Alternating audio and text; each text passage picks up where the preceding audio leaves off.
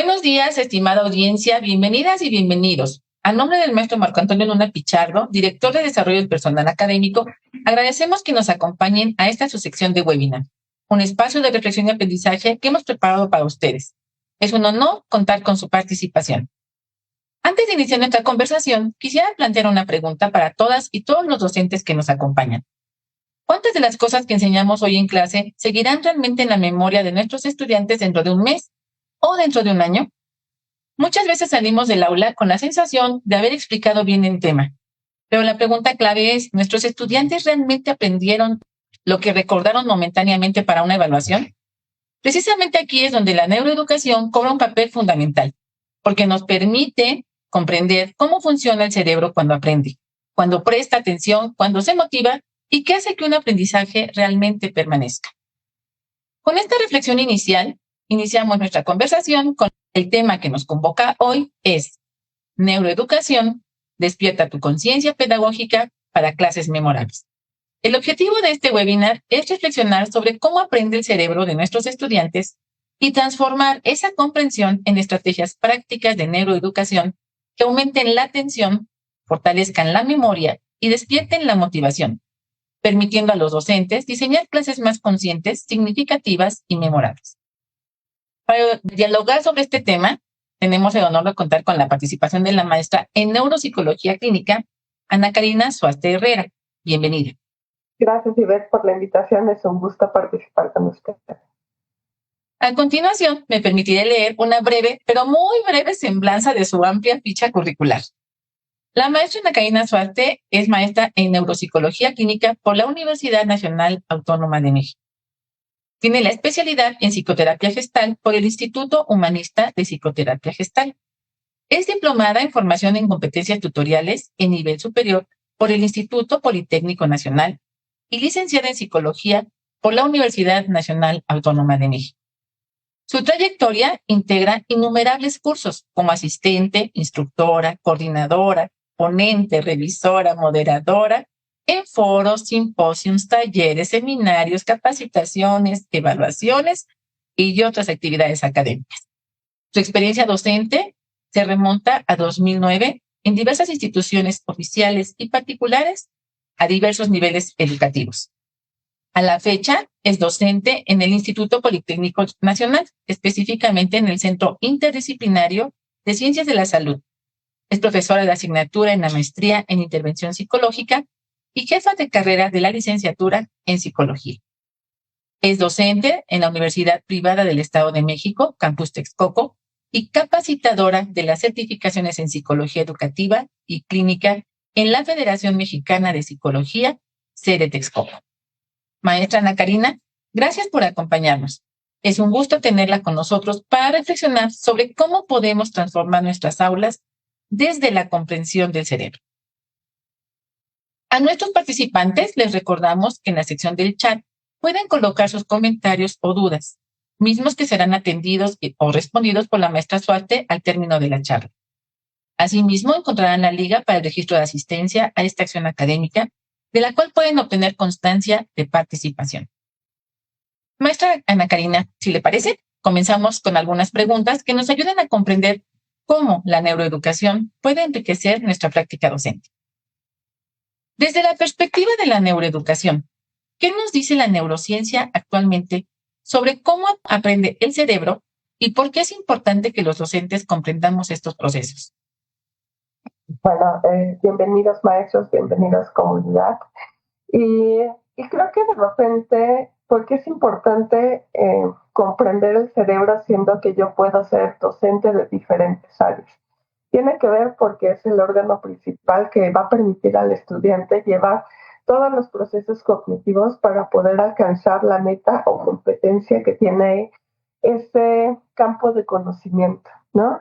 Definitivamente, a partir de que esta palabra neuro aparece en diversos escenarios como neuroeducación, neuromotivación, en neuro por todas partes, habla de que necesitamos comprender nuestro cuerpo para alcanzar las metas que nosotros queremos, ¿no? Ahí viene un concepto que es fundamental y que es la base de todo lo que es la neuro, vamos a decirlo así, que tiene que ver con la plasticidad cerebral, ¿no? Esta capacidad que tiene el cerebro de modificarse a partir de las experiencias. ¿Y qué experiencia tan grande? Pues es precisamente el tiempo que pasamos dentro de una universidad. Hay momentos que en la universidad estamos más tiempo que en nuestra casa, ¿no? Entre las clases, las actividades, las convivencias con otros compañeros, con los mismos docentes, permite que estas experiencias vayan modelando el cerebro. Y por ello no necesitamos ser neuropsiquiatras, neurofisiólogos o cualquier especialidad que a ustedes les venga en la mente.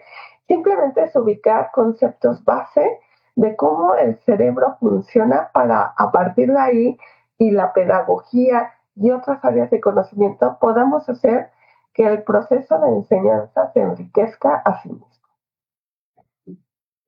Gracias, maestra Cari. Muchos han comentado que la atención es la puerta de entrada al aprendizaje, ¿no? E incluso cursos, ¿no? Cursos, actividades, ejercicios para captar la atención de los estudiantes. ¿Qué debemos hacer en clase para mantener la atención de los estudiantes de manera sostenida? Porque también está esta idea de que 5 minutos de atención, 10 ya se dispersaron. 5, ¿no? Hasta lo tenemos ya medido. Entonces, bueno, ¿qué tenemos que hacer para que nuestro tiempo no esté ahora sí que limitado por esos minutos que nos han marcado y al contrario, mantener la atención de los estudiantes en mayor tiempo posible? Es que ahí hablamos de cuestión generacional, ¿no? Creo que de repente como profesores quedamos muy frustrados ante las nuevas acciones que tienen los alumnos dentro de un salón de clases, ¿no? Ahora sí, como diría mi hija, en las generaciones pasadas, una no teníamos la posibilidad de sacar un celular porque pues no había los recursos quizá en casa o no había tanta facilidad para tener un celular. Y la otra era la visión que teníamos del profesor como máxima autoridad y que pues le debíamos un respeto, ¿no? No digo que esta generación sea irrespetuosa, pero el tipo de interacción es totalmente diferente, ¿no? Y eso promovido no solamente por una falta o exceso de las relaciones familiares que pueda tener el alumno, sino simplemente el contexto de cómo yo me puedo comunicar con el otro, ¿no?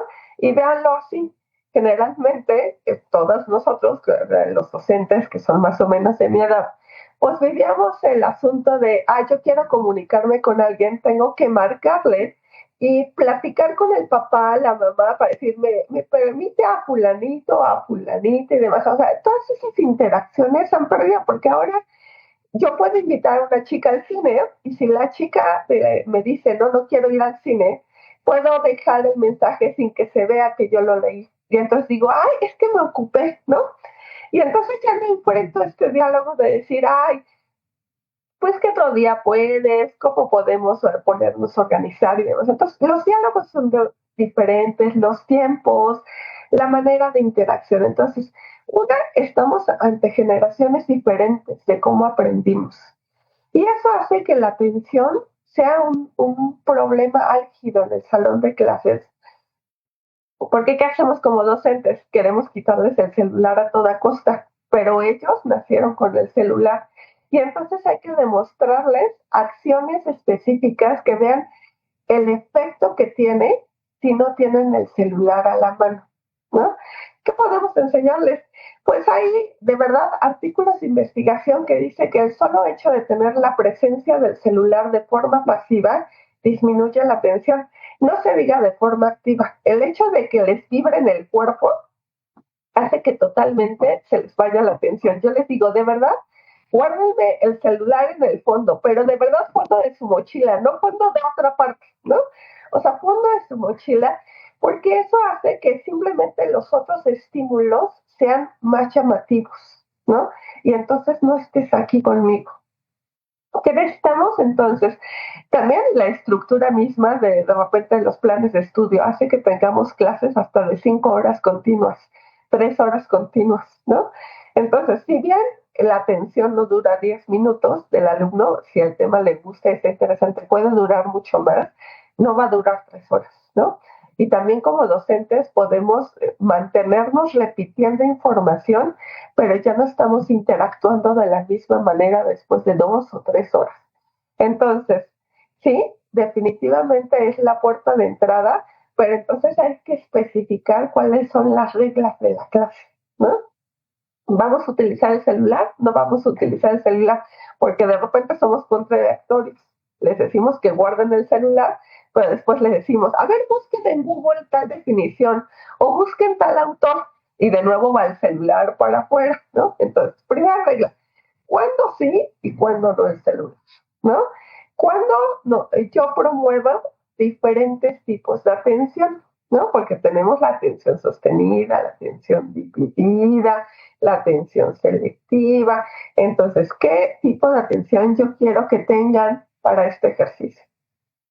Y teniendo claro qué es lo que quiero de este ejercicio, entonces después de la atención, supongo que ustedes quieren llegar a que el alumno memorice la información, la analice, la sintetice. O sea, tenemos que ver qué sigue de la atención para poder enganchar la siguiente actividad. Entonces, sí, la atención es una puerta de entrada, pero yo me iría a dos cosas que de repente no se mencionan, y es la percepción.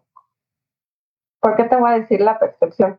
Muchos alumnos no ponen atención porque no ven de forma adecuada el pizarrón. Y creemos que eso se queda a nivel de primaria y secundaria y no a nivel de universidad. Muchos alumnos no ven de forma adecuada, pero se sientan hasta atrás porque ahí están sus compañeros y sus amigos. Muchos alumnos no ven bien porque simplemente no tienen para unos lentes, aunque creamos que son accesibles para todo el mundo, o no los utilizan porque no se ve bonita la cara, ¿no? Desde ahí, o sea, el alumno me está viendo realmente, entonces vale la pena no decir, oigan, los de atrás sí ven porque lo pueden tomar a mal, sino hacer cambios de lugar. El hecho de cambiar de lugar en la misma clase modifica el ambiente atencional porque podemos modificar la percepción del alumno respecto al foco de atención que puede ser el docente, el pizarrón, otros compañeros y demás. Entonces, primero, ver que los estímulos alrededor, o sea, la percepción, sea adecuada y diferente en el tiempo para que la atención se mantenga. De otra manera no se mantiene. Si se mantiene porque les interesó el tema, entonces no se preocupen en mantenerla 3 horas, porque 3 horas es muchísimo para que el docente sea responsable. Más bien, ponga una tarea que implique que tenga que poner atención a un otro, a un compañero, a un pequeño equipo, a un libro, o sea, diferentes focos atencionales que van al mismo objetivo, va a poder hacer que la clase sea una clase enriquecida en estímulos y que el alumno relacione los diferentes estímulos a un objetivo. Gracias, Cari. Retomando varios de los elementos que usted manejó ahorita en esta situación de mantener la atención, propiciar la atención. Es cierto que cuando establecemos ciertas dinámicas, por ejemplo, esto del cambio de los espacios de los estudiantes, ¿no? Esto de guarden el celular y pónganlo, también genera diferentes emociones.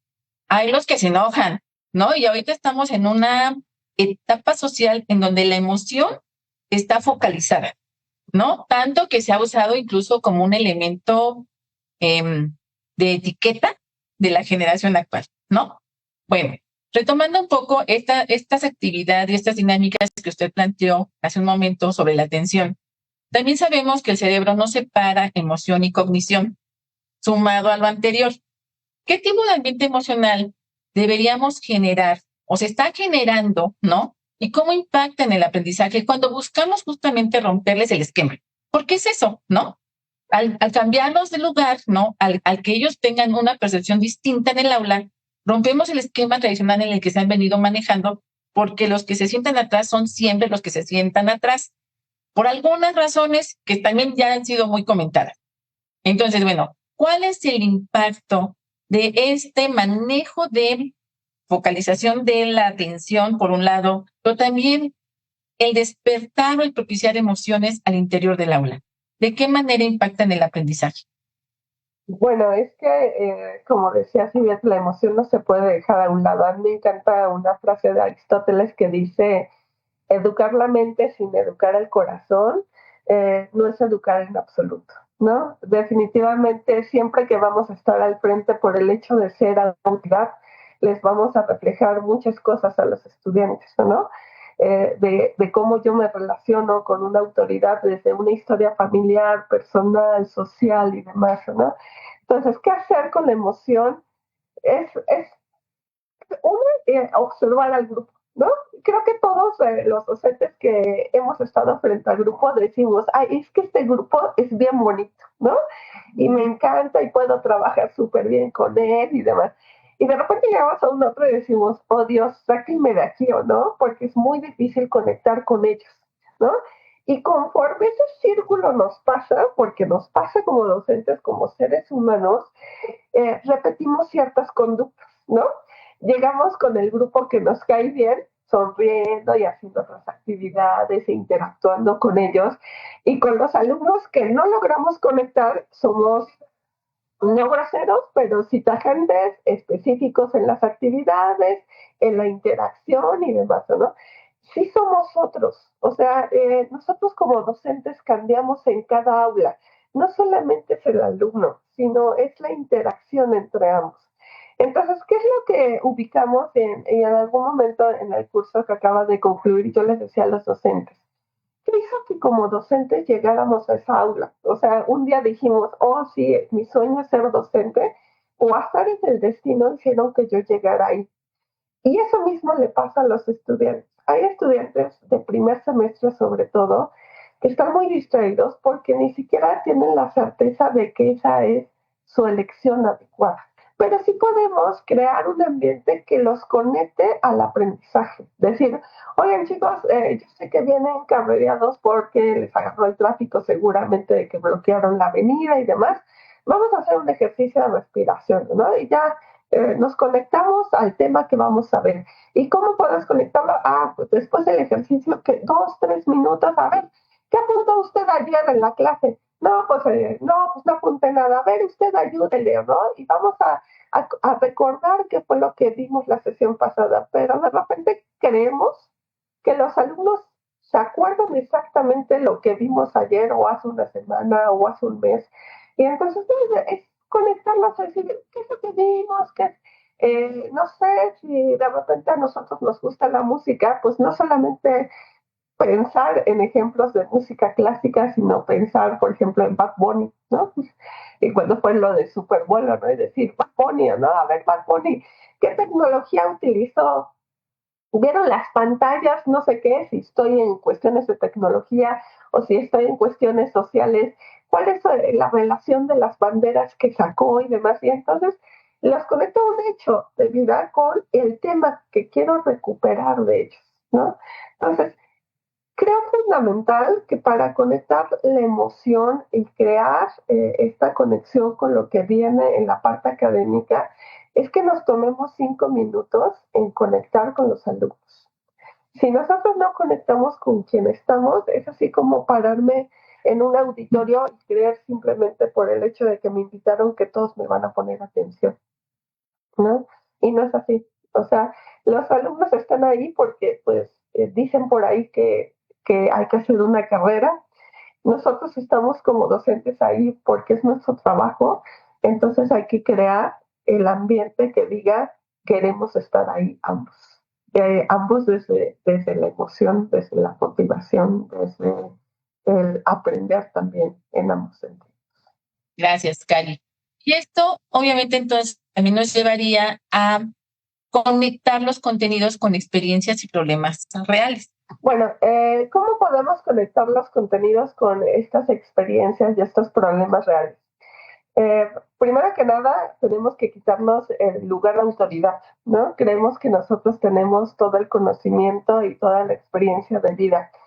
Y yo me he dado cuenta, al menos más en escuelas públicas, que muchos de los estudiantes trabajan y estudian y tienen situaciones familiares muy particulares que les hace que tengan una experiencia diversa en diferentes áreas, ¿no? Entonces, en ese aspecto, creo que primero conocer al grupo sobre qué experiencias tienen respecto a cómo el conocimiento que ellos van adquiriendo en la escuela se puede bajar a la vida diaria, ¿no? Entonces, antes de meternos como a los contenidos y demás, es este aspecto de interactuar con el otro y decir, a ver, ¿por qué quieres estudiar, por ejemplo, contabilidad? Y decir, pues mis papás tienen un puesto de tamales y eso me ha permitido solventar toda la carrera, ¿ok? Y entonces, ¿cómo llevan la contabilidad? Vamos a pensar que estamos en contabilidad. ¿Cómo llevan ellos la contabilidad del puesto de tamales? Pues llevan esto, pero hacen proyección a mediano, a largo plazo, que son actividades administrativas que uno puede hacer. No, pues no. Bueno, ok. Ahora, ¿qué puede hacer esta persona o qué puede hacer tu familia respecto a este tema? Teniendo el conocimiento de cuál es la experiencia en diferentes ámbitos de los alumnos, no es que hagamos ejemplos específicos para cada alumno, pero entonces podríamos enfocarlo a la mayoría de mis alumnos, sus papás son microemprendedores o no. La mayoría de los papás de mis alumnos no tienen educación y ellos son los primeras personas que van a estudiar una carrera profesional. Y entonces podemos ubicar cuál es la proyección de la carrera de contabilidad a largo plazo pensando en la inteligencia artificial. O sea, pero para ello necesitamos conocer cómo es el ambiente para que entonces los problemas reales realmente sean problemas reales para el aprendizaje. Si no, lo que sucede es que nosotros creemos que ponemos un problema real, a lo cual no es, ¿no? Entonces, creo que lo importante es, si regreso y resumo, es ubica cuál es el contexto de estos estudiantes antes de considerar poner problemas reales, ¿no? Porque quizá hasta ellos mismos te puedan dar el problema sin que tú lo tengas que pensar, ¿no? Podrías decir, la siguiente clase quiero que busquen entre sus familiares un problema real y podríamos encontrarnos a personas que no tuvieron de sus tarjetas de crédito y ya no saben qué hacer. Y entonces podemos analizar la reestructura y cuánta gente le adeuda a los bancos y entonces puedes hablar del tema de inflación. No sé, ahí las conexiones son variadas tanto mientras que uno como docente se permita aprender de los alumnos, básicamente. Maestra, hace un momento usted comentaba justamente sobre las interacciones en el aula entre el profesor y los estudiantes. Grupos con los que nos llevamos bien, con los que nos identificamos y genera un ambiente muy agradable, se propicia el aprendizaje, ¿no? Y todo fluye. Grupos con los que no logramos vincularnos, ¿no? Y entonces el ambiente es distinto, hay cierta tensión, hay ciertas emociones ahí en el ambiente. Bien. Exactamente. Y también comentabas un poco sobre nosotros mismos como docentes, nosotros también generamos estos ambientes, nosotros también expresamos estas emociones, expresamos pues estas sensaciones, ¿no? Partiendo de esto que al final del día está presente en cada uno de nosotros, en ocasiones pareciera que diseñamos clases para cubrir un programa, sobre todo con este tipo de grupos. No le ponemos el mismo cariño, el mismo empeño, la misma emoción en las actividades, ¿no? Y hay ocasiones en las que, bueno, lo hacemos por cumplir y entonces pareciera que no estamos tan interesados en el aprendizaje, sino más bien en cumplir. Desde la neuroeducación, ¿cómo podríamos replantear esta lógica? ¿Cómo yo, adulto, profesionista, comprometido con mi actividad, y me estoy dando cuenta o yo misma estoy percibiendo que cuando llego a ese grupo me tenso, mi disponibilidad que trae el otro grupo no es la misma, cambio completamente? Entonces, bueno, estoy consciente de ello, seguramente mi grupo también lo percibe porque pues es mutuo, no es recíproco. Entonces, bueno, ¿cómo replantear esta lógica para propiciar y transformar el pensamiento del estudiante en este grupo, en este tipo de grupos, para propiciar otro ambiente distinto, para llevarlos al aprendizaje, etcétera? Bueno, creo que algo que decimos en psicología es que conflicto que no se habla, se actúa. Y entonces, si bien no vamos a hacer una sesión en donde hablemos de que ellos deben de cooperar y yo debo de ser más flexible, establecer un vínculo en el sentido de decir, a ver, alumnos, cada vez que yo llego encuentro que hay alumnos que se están pintando las uñas, otros ni toman apuntes, y nombrar lo que está pasando en el salón. Y eso hace que el aprendizaje sea complicado para ustedes y para mí porque no podemos avanzar tan rápido como yo quisiera. Entonces, replanteamos el encuadre, ¿no? Tendremos que regresar al encuadre y decir, a ver, las reglas de interacción eran estas. ¿Cambiamos? O sea, necesitan tener un mayor periodo de descanso, hacemos esta actividad, otra, ¿no? Cuando el alumno tiene tomado en cuenta dentro de los parámetros, porque recordemos que como docentes somos la máxima autoridad, los expertos y tenemos conocimiento del tema, pero si la propuesta no impide llegar al objetivo y más bien permite desbloquear estos problemas que surgieron durante las 2 o 3 semanas de interacción que llevamos, va a poder fluir mejor el aprendizaje, ¿no? De repente, en los últimos cursos que he tenido, los docentes en general tienen la idea de que los alumnos, bueno, que los alumnos y ellos promueven la metacognición. Y cuando yo lo leo, la verdad es que me voy de espaldas, porque la metacognición es el proceso ya top de todos los procesos cognitivos, ¿o no? Es esta posibilidad de poder pensar sobre nuestro propio pensamiento, ¿no? Ya estamos con alumnos, en el caso de nivel medio superior, que ni siquiera han decidido qué quieren estudiar. Y los que están en superior, como mencioné hace rato, no están tan certeros de la decisión que tomaron sea la adecuada, porque tenían muchas opciones, ¿o no? O si están seguros, pero toda su familia dice, no, si estudias filosofía vas a ser pobre, ¿no? Y si estudias ingeniero, vas a ser súper rico, ¿no? Pero resulta que conoce a un ingeniero que estaba manejando el Uber que tomó, entonces no es congruente la información que está recibiendo, ¿no? Entonces, ¿qué es lo que necesitamos checar para que realmente se pueda transformar? Uno, rechecar el encuadre. La otra, checar las competencias que tienen los alumnos, cómo llegan a mi grupo, ¿no? Creemos que ya vienen con procesos elevados de análisis y síntesis de la información. Y si no tienen eso, no va a haber manera que lleguen a la metacognición. Y entonces yo pongo actividades que van a frustrar el proceso de aprendizaje, porque la competencia del programa de aprendizaje dice eso. Pero ni la vas a alcanzar, ni vas a lograr que medio empiece a agarrar camino el estudiante para las siguientes unidades de aprendizaje. Entiendo, maestros, y de verdad lo entiendo, que tenemos una parte administrativa que está encima de nosotros, cumple el plan, hace esto, y vemos las rúbricas, y vemos el seguimiento de los aprendizajes y demás. Pero hay aprendizajes a diferentes niveles, ¿o no? Yo puedo saber qué es un pastel, la otra es, puedo analizar las diferencias entre los pasteles y puedo recrear un pastel a partir de toda la información. Entonces, si yo analizo hasta dónde puedo llegar con los grupos, puedo fomentar la interacción, porque entonces ya no se sientan frustrados y entonces genero la autoconfianza, la autoeficacia, que es fundamental, y a partir de ahí disparar. Creo que esta película, que la verdad no recuerdo mucho el nombre, pero esta película de la alumna que sacó el mejor promedio en primaria, que es una película de Derbez, habla de esto, ¿no? Derbez está totalmente frustrado porque no tiene la biblioteca, no tiene la computadora y demás. Y dice, ya, votemos todo, ¿no? Votemos todo y mejor díganme, ¿no? ¿Qué podemos tener? ¿Qué podemos aprender?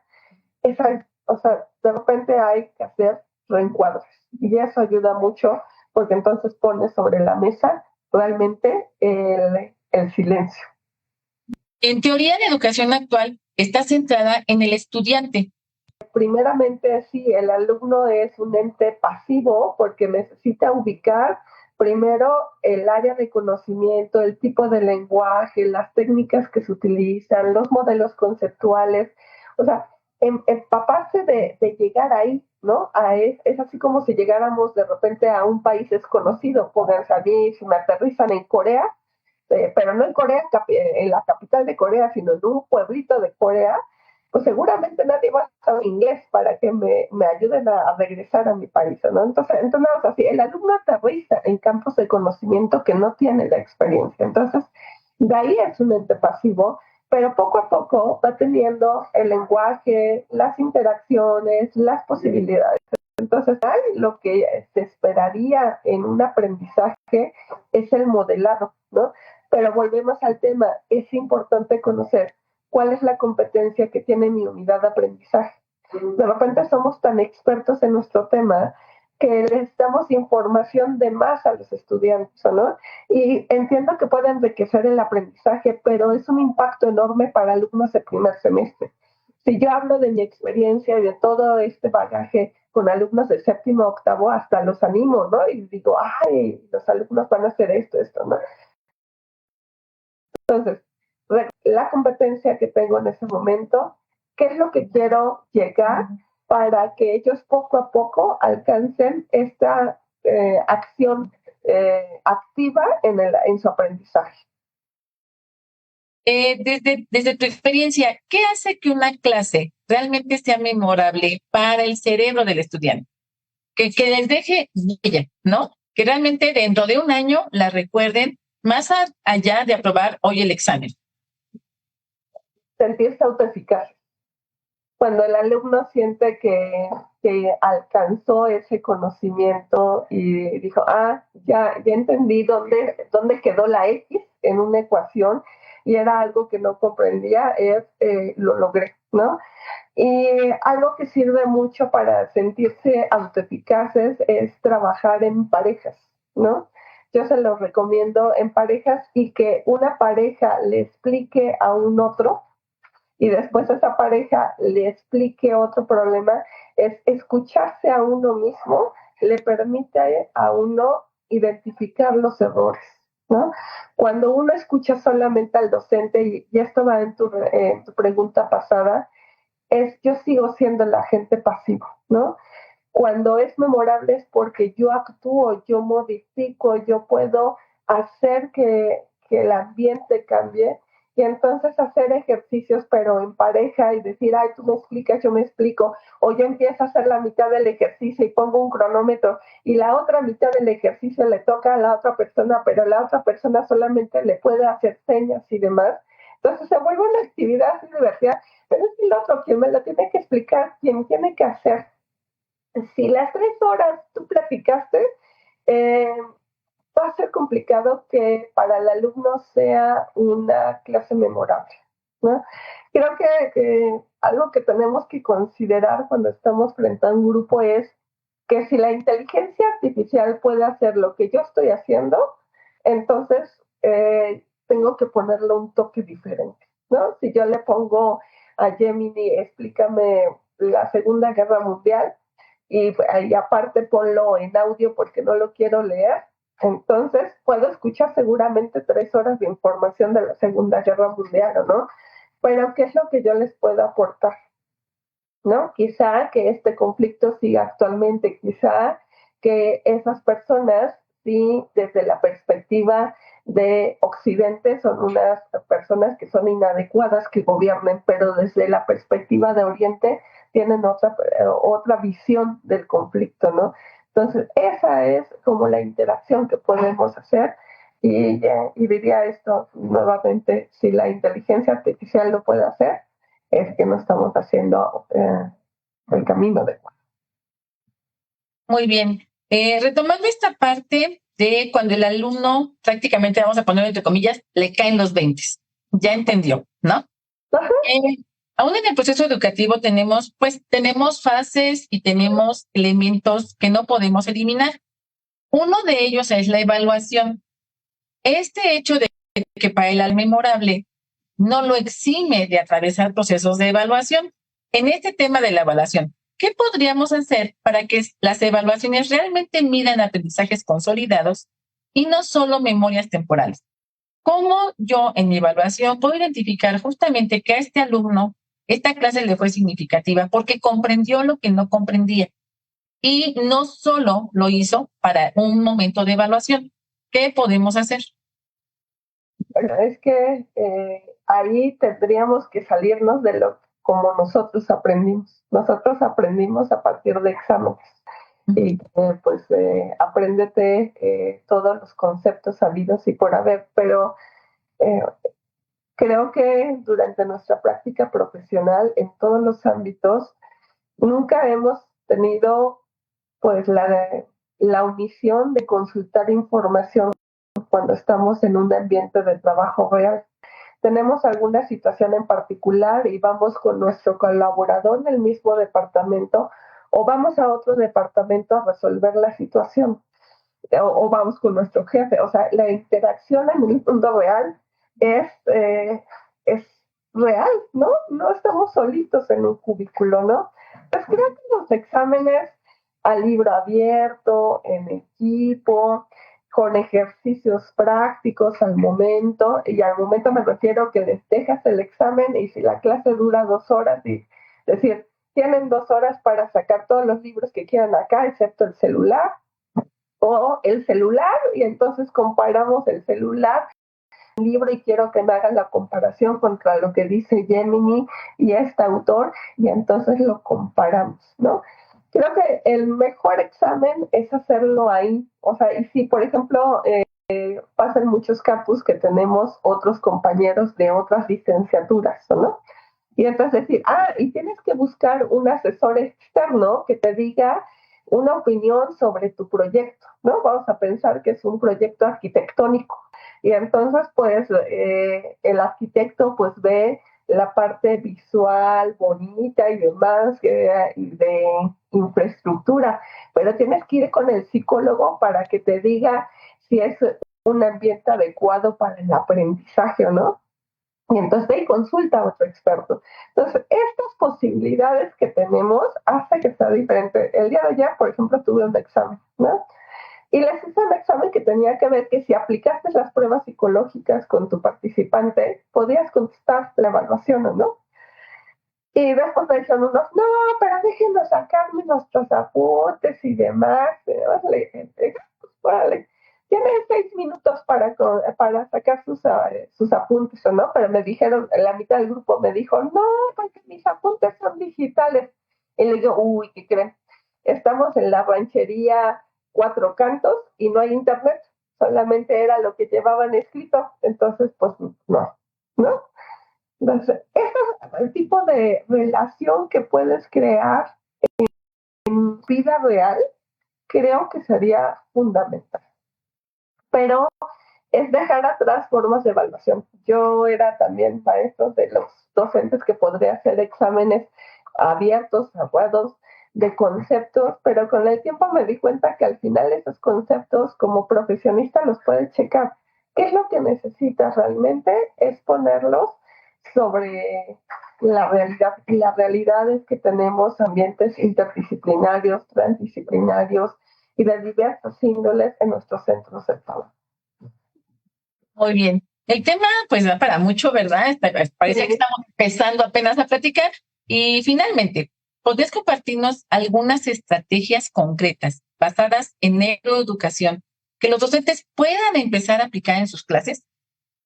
Bueno, te las fui diciendo durante la plática, ya era precisamente enlazar la clase pasada, por ejemplo, explicarle a un compañero el tema, no al profesor, no pasar al pizarrón, porque actualmente, y sobre todo después de la pandemia, los alumnos pasar al frente les causa mucho conflicto, entonces en parejas es una buena opción. Empezar la clase con un tren o video viral que se hizo que esté relacionado con el tema, hacer un ejercicio de relajación, respiración, de enfocar, de enseñarles a tomar apuntes y entonces ver sus dudas, de decir, a ver cuáles fueron las dudas que salieron en la clase pasada y no dio tiempo, hacer un ejercicio, pero que ese ejercicio esté equivocado.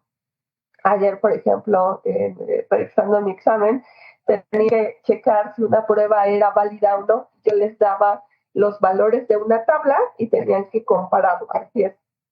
Pero los valores que yo les daba de la tabla, la suma, si la hacían, era diferente contra la suma que salió el usuario, ¿no? Y entonces la mayoría de los alumnos nunca se dieron cuenta hasta que llegó una alumna a mi escritorio y me dijo, oiga maestro, pero esto no se puede sacar porque si yo sumo esto, no corresponde con la puntuación del usuario.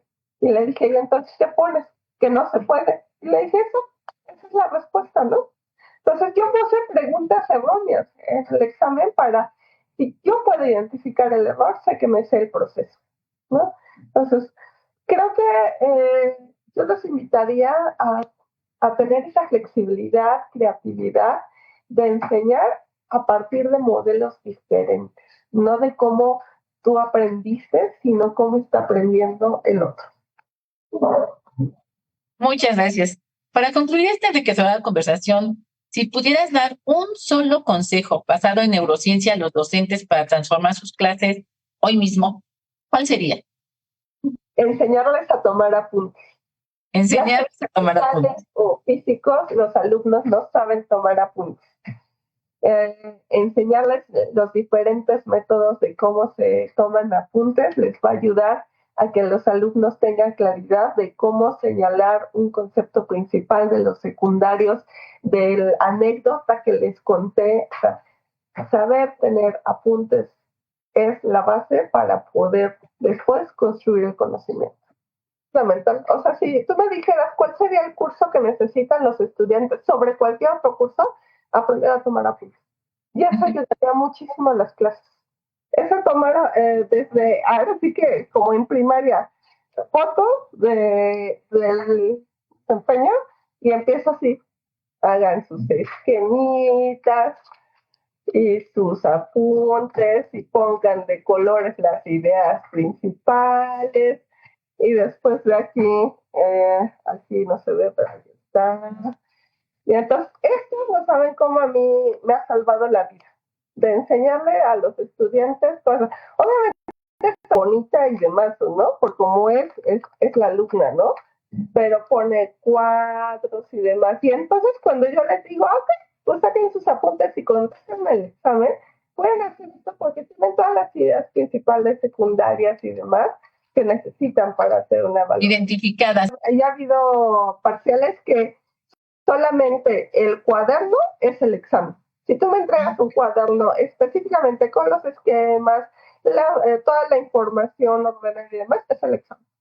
La información, sé que la resumiste, sé que la analizaste, sé que la vas a poder repasar porque está organizada de acuerdo a un índice de conocimiento y demás. Muchas gracias. Muchísimas gracias por tus aportaciones. A nuestros participantes agradecemos su participación. Hoy hemos reflexionado sobre algo fundamental. Enseñar no es solo transmitir información, sino crear experiencias que transformen el cerebro y la manera de comprender el mundo. Maestra Ana Karina, muchas gracias por compartir con nosotros sus conocimientos y experiencias tan valiosas. Sin duda, comprender cómo aprende el cerebro nos invita a mirar nuestra práctica docente con nuevos ojos y diseñar experiencias de aprendizaje más significativas para nuestros estudiantes. Agradecemos a los participantes en esta acción académica. A nombre de la Dirección de Desarrollo Personal Académico, reiteramos nuestro compromiso con la formación continua y el fortalecimiento de prácticas responsables, éticas y actualizadas en el trabajo académico. Recordemos que IDEPA es capacitación, IDEPA es formación, patria, ciencia y trabajo. Hasta la próxima.